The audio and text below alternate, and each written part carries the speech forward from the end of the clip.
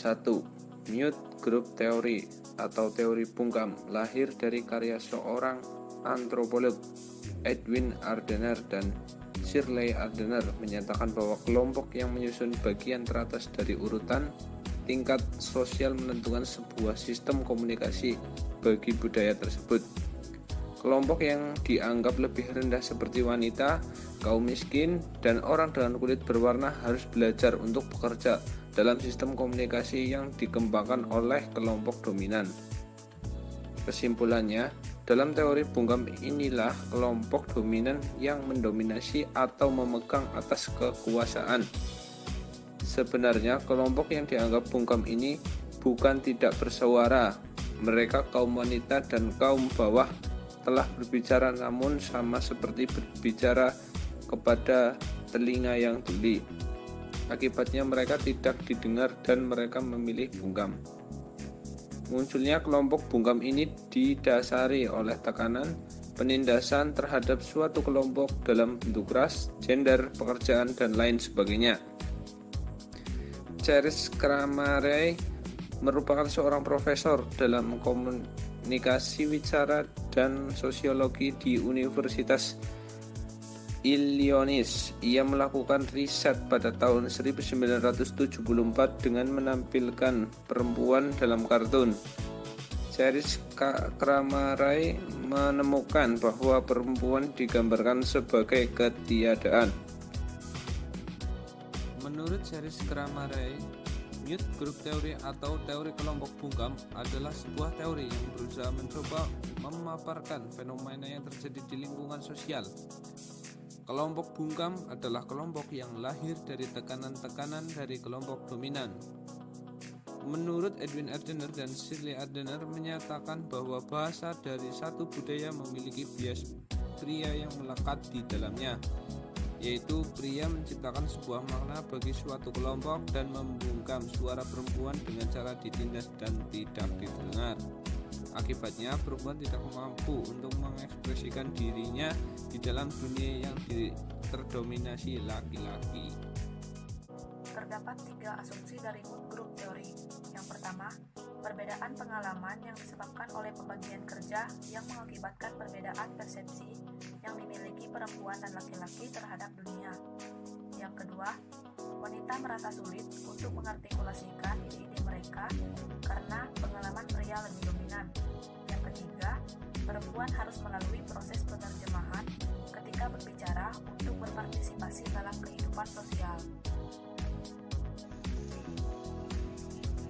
4.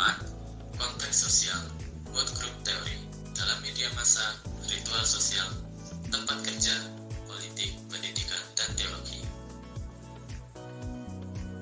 Konteks sosial merupakan suatu kesatuan antar kelompok, baik kelompok dominan maupun kelompok minoritas.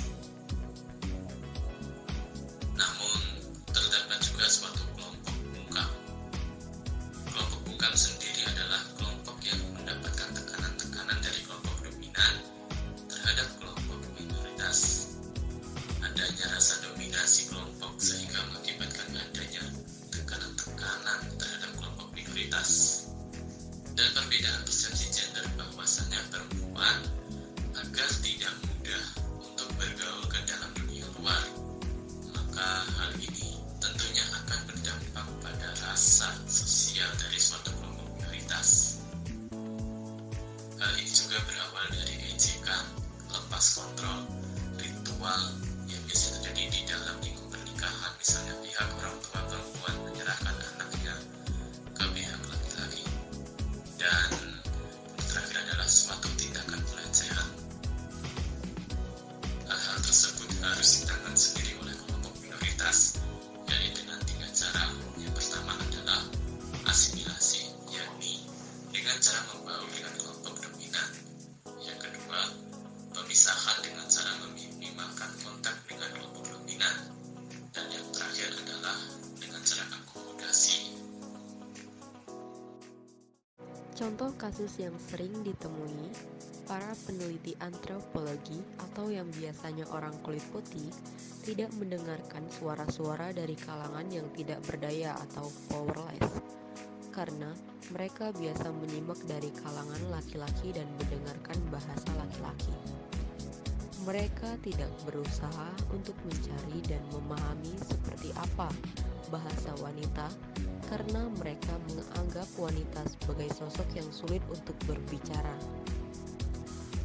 Apa yang terjadi terhadap kaum perempuan rela melampaui ketulian dari pihak laki-laki. Akibatnya, kalangan perempuan dibungkam selama penelitian. Kata-kata yang secara kontinu menyerang telinga yang tuli, tentu akhirnya menjadi tidak diucapkan. Siklus ketulian dan kebisuan ini dipergunakan sebagai basis untuk teori yang dibungkam. Ibarat menyiapkan sebuah pesan kepada orang yang tuli sekeras apapun intonasi suara, maupun seberapa banyak kata yang dibicarakan kepadanya, maka semuanya akan menjadi sia-sia. Dan akhirnya, kelompok yang mengalami pembungkaman itu memilih diam. Beberapa kritikus berpendapat bahwa perempuan seperti Hillary Rodham Clinton, Christine Todd Whitman, Condoleezza Rice, dan Elizabeth Dole dapat berbicara di forum publik. Mereka bukanlah kelompok yang bungkam.